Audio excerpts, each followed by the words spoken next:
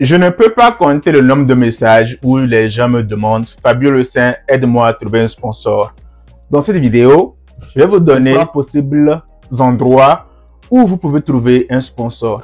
Mais avant même que je ne commence, j'ai envie de définir les termes parce qu'il y en a qui parlent de sponsor sans comprendre ce que un sponsor doit faire. Il y en a qui parlent d'hébergeur sans savoir ce que c'est qu'un hébergeur. Avant de commencer, un pouce bleu, un commentaire, abonne-toi à la chaîne et c'est parti. Tout d'abord, quand vous parlez de sponsor, sachez que il y a un terme financier en même temps qui est relié au fait. Le sponsor est la personne qui est financièrement garante de vous ici aux États-Unis. Donc, le sponsor, quand vous dites « Hey, je veux un sponsor de gauche à droite », ce que vous voulez au fait dire, c'est que vous voulez quelqu'un qui va vous fournir le I-134 qui est l'affidavit of support pour au fait prouver que vous avez une personne ou bien une entité ici aux États-Unis qui est financièrement responsable de vous quand vous allez arriver ici. Maintenant, si vous êtes issu d'un pays où il n'est pas nécessaire d'avoir l'affidavit of support ou bien le I-134, vous n'avez pas besoin de demander un sponsor. Ce que vous devez demander en l'occurrence, c'est en fait un hôte. Et l'hôte n'est pas obligé de vous sponsoriser, c'est-à-dire n'est pas obligé de vous envoyer ces documents pour le voyage. Par contre, l'hôte a pour responsabilité de vous accueillir chez lui pendant les premiers mois quand vous aurez aux États-Unis. Et l'hôte a pour responsabilité de vous aider à vous intégrer dans le système américain. Celui qui va vous appliquer votre Social Security. C'est lui qui va recevoir votre Green Card. C'est lui qui va vous ouvrir un compte en banque. C'est lui qui va faire votre driver license. C'est lui qui va vous trouver votre premier travail.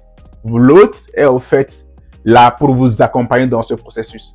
Maintenant, c'est les deux termes les plus communs dans la DVC. Soit vous dites que vous cherchez un hôte, qui veut dire quelqu'un pour vous accueillir aux États-Unis chez qui vous allez dormir pendant les premiers temps, ou quand vous cherchez un sponsor, une personne qui va vous fournir le I-134 ou bien un document financier pour dire que pendant les 5 prochaines années, comme vous serez aux États-Unis, il sera financièrement responsable de vous.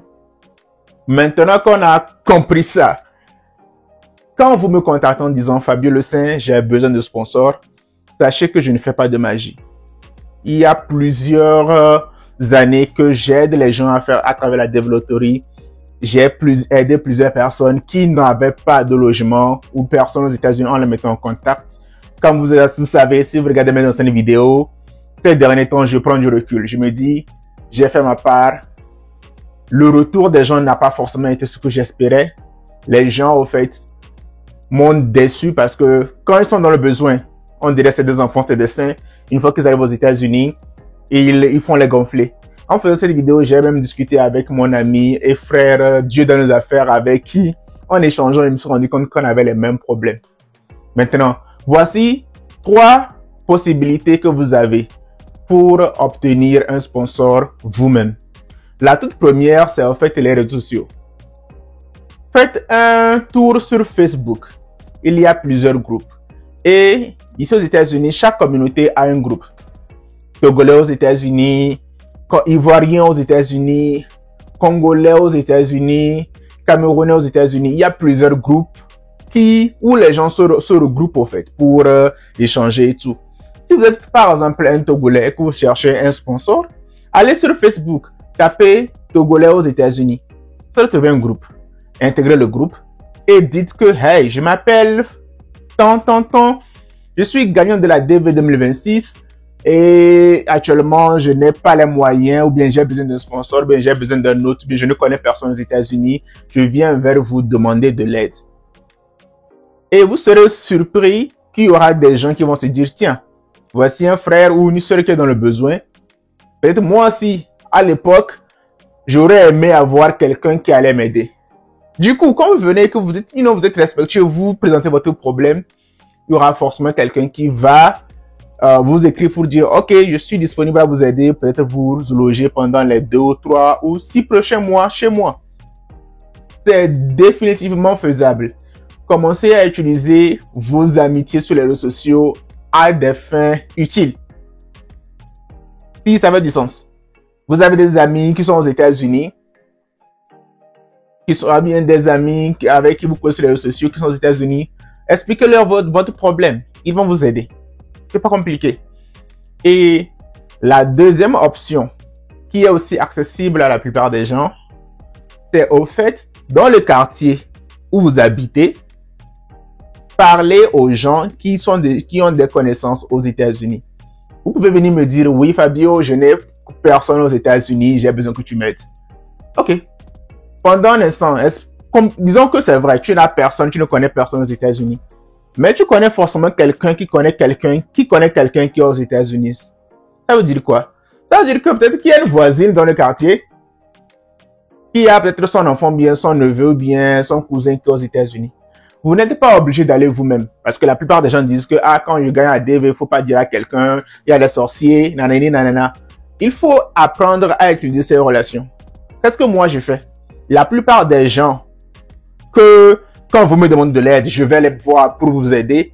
Dans la vraie vie, on ne se connaît même pas. Mais c'est parce qu'ils me font confiance, c'est parce qu'ils savent que si Fabio Lucien me demande tel service, c'est parce qu'il est dans le besoin. Vous devez apprendre au fait à utiliser vos relations. Les rapports humains sont importants. Apprenez à utiliser vos relations.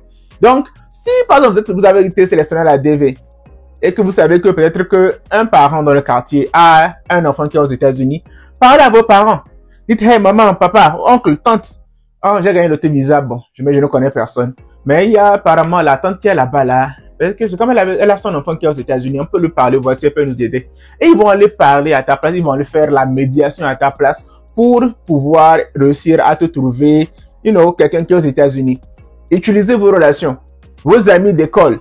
Vous allez à l'école, à l'université. Ce n'est pas juste pour étudier, mais c'est aussi pour faire des relations. C'est aussi pour tisser des relations pour demain. Parce qu'on ne sait pas de quoi demain est fait. Si vous allez à l'école aujourd'hui, sachez que c'est pour préparer votre avenir. Et votre avenir, ça aussi, ça passe à travers les relations, les relations humaines que vous faites lorsque vous êtes sur les bancs d'école.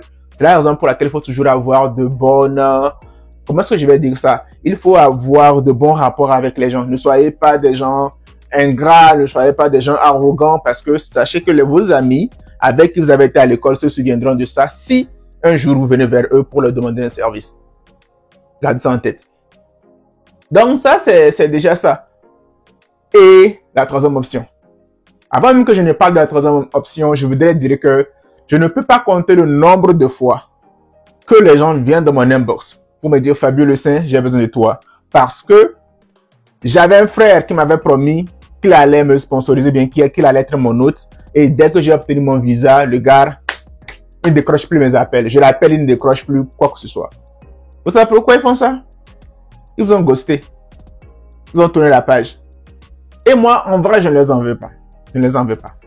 Chacun a sa réalité. La vie aux États-Unis, pour ceux qui savent, ils savent. Ce n'est pas facile. La troisième option, pour éviter, au cas où vous êtes allé sur Internet, vous n'avez trouvé personne. Au cas où vous avez parlé à votre entourage, vous n'avez trouvé personne. C'est que dès que vous êtes sélectionné à la développerie, il faut commencer à mettre l'argent de côté. Commencez à mettre l'argent de côté dès que vous apprenez que vous êtes sélectionné à la développerie. Il ne sert à rien d'attendre la dernière seconde pour commencer à courir de gauche à droite comme un poulet sans tête pour demander de l'aide, taper à des portes. Parce que plus vous êtes dans le besoin, plus la personne qui va se proposer de vous aider va vous taxer beaucoup d'argent parce qu'il sait que vous êtes dans le besoin. Imagine que votre visa expire dans 3 jours par exemple. Vous ne tapez à ma porte, qu'est-ce que vous pensez que je vais vous dire? Non, qu'est-ce que vous pensez que je vais vous dire? Même si je demande de payer 200% de ce que je vais investir sur vous, vous allez le faire parce que vous n'avez pas le choix. Parce que quand, au fait, les gens sentent que vous êtes dans le besoin, vous êtes désespéré et que vous êtes prêt à tout, c'est dangereux. Et pour éviter ça, il faut, dès que vous êtes sélectionné, mettre de l'argent de côté. Au cas où les gens sur qui vous comptez venaient à changer d'avis ou bien venaient à vous décevoir. Parce que, croyez-moi, ça va arriver. La situation d'aujourd'hui ne serait pas la même situation que demain. Et il faut déjà apprendre à anticiper. Si vous avez de l'argent de côté et que la personne qui devait vous sponsoriser dit que je peux plus te sponsoriser, bien ne décroche plus à tes appels, au moins tu as de l'argent. Et tu peux approcher quelqu'un, hey, j'avais besoin d'aide, non. Mais j'ai telle somme qui a été mise de côté, si tu peux m'aider, ça me ferait plaisir. Là, la personne à qui vous parlez, c'est que telle personne, il n'est pas venu les mains vides pour demander de l'aide. Il était préparé, mais les circonstances de la vie ont fait quoi que ce soit, je vais l'aider. J'ai l'impression que les gens ne prennent pas ça au sérieux. Sachez que vous venez dans un pays dont la culture est différente de celle dont vous venez. Avant d'arriver aux États-Unis, il faut au fait commencer à se mettre dans le mindset que rien n'est gratuit. Si vous voulez que quelqu'un laisse ses activités pour vous consacrer 5 ou 10 minutes de son temps, sachez que c'est un service qu'il est en train de vous donner. Ou bien c'est une prestation. Et toute prestation qui demande soit des recherches ou bien un besoin intellectuel venant d'une autre personne, c'est un service. Et il peut le vendre à combien il veut. Donc, avant de commencer à pleurnicher dans les oreilles des gens en dernière seconde, aidez-moi, faites vos propres devoirs. Faites vos propres recherches dans votre coin pour voir comment est-ce que moi-même, de mon côté, je peux trouver un sponsor. Parce que quand vous faites ça vous-même, vous avez la paix du cœur, en fait. Vous avez la paix du cœur. Et je vous laisse ceci avec un dernier secret, ok? Pour nos frères qui sont en Afrique, vous avez des gens, des amis, des parents, des connaissances qui sont aux États-Unis. Si vous voulez cultiver une bonne relation avec eux, voici ce qu'il faut faire. Ne les appelez pas un jour comme ça pour dire « Ah, grand frère, j'ai besoin d'aide. Donc, envoie-moi un 10 000 ou bien envoie-moi un 50 000. » Ou bien, que votre première conversation ne soit pas toi qui demande de l'argent. Déjà, comme ça, quand c'est comme ça, les relations sont déjà déséquilibrées et personne ne va vous calculer. Si vous voulez garder de bonnes relations et plus tard utiliser ces relations pour votre propre intérêt, de temps en temps, appelez vos amis qui sont aux États-Unis. Hey, salut man, comment tu vas? Salut ma soeur, et ça va? Et le boulot, ça va? Ah non, je voulais juste prendre une nouvelle. Ah oui, quand tu l'appelles, tu l'écris, oh, c'est comment ça va? Non, vous discutez de la vie, en fait. Vous discutez de tout et de rien. Et créer cette affinité entre vous. Créer cette facilité de communication à tel point que l'autre sait que tu n'es pas là pour lui sortir de l'argent.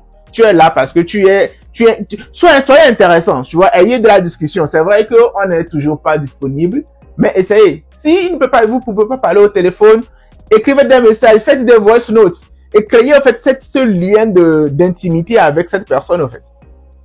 Maintenant, si vous êtes sélectionné un jour, tu vas dire, ah, grand frère, moi j'ai été sélectionné, j'ai la chance d'être sélectionné. Tu vas voir que si vous avez de bonnes relations, la personne qui est aussi aux États-Unis, dès qu'il apprend que tu as gagné, ça lui fera plaisir. Il va se dire, d'accord, tu sais quoi? Tu as gagné, tu as été sélectionné. Si tu as besoin de quoi que ce soit, fais-moi signe. Mais après, ça continue à causer. En fait, il soyez intéressé, genre, montrez au fait que vous vous intéressez à la personne avant même de vous intéresser à ce que la personne peut vous apporter comme gain ou bien comme avantage. L'erreur que nos frères font, c'est que eux, ils ne t'écrivent jamais. La dernière chose, dès qu'il vient en même temps, tu sais que, même si tu n'as pas ouvert le message, tu vois le message, tu sais que à 99,99%, c'est pour demander de l'argent. Et quand c'est comme ça, croyez-moi, en fait, on vous catégorise, on vous met dans la poubelle. Bon, moi, ceux qui savent, tu vois, ceux qui savent, c'est la réalité. C'est comme ça ça fonctionne.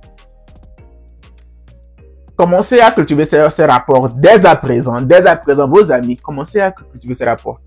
Quand vous serez dans le besoin que vous les contactez pour de l'aide, soit pour l'hébergement, soit pour le I-134, sachez qu'ils seront plus réceptifs.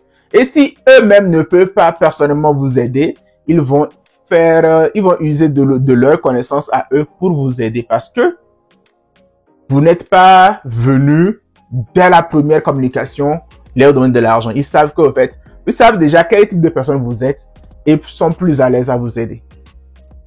Mais faites vous-même l'effort de pouvoir trouver des sponsors à votre niveau avant de venir vers les figures publiques ou bien les créateurs de contenu parce que on ne fait pas de la magie. On ne fait malheureusement pas de la magie. Et à ce moment donné, si on se fatigue, aidez-nous à vous aider. Si vous avez d'autres questions, un pouce bleu, un commentaire et Fabio Le Saint. On est ensemble. Flex.